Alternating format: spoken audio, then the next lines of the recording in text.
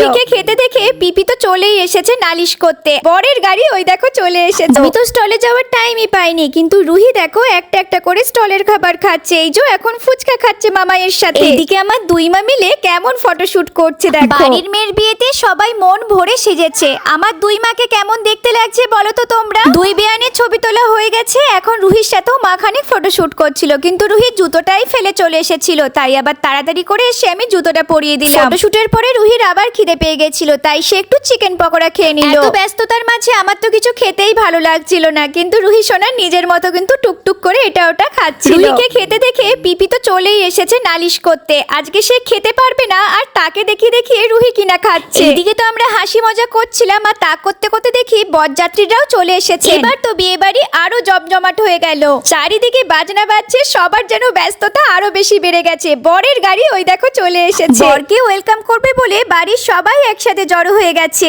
বর এসেছে শুনেই আমরা তো কনেকে নিয়ে আসছিলাম, কারণ আমাদের বাড়ির একটা রিচুয়াল ছিল, বরকে লুকিয়ে লুকিয়ে দেখতে হবে কনেকে। দারুণ একটা মজার বিষয় ছিল, কিন্তু যাই হোক সেটা আর করা হয়নি। বাড়ির বড়রা এবার একে একে বরণ করে মিষ্টি খাওয়াচ্ছিল। এবার পালা বরকে গাড়ি থেকে নামিয়ে ঘরে নিয়ে যাওয়ার, আর এই দায়িত্বটা ছিল অভির উপরে।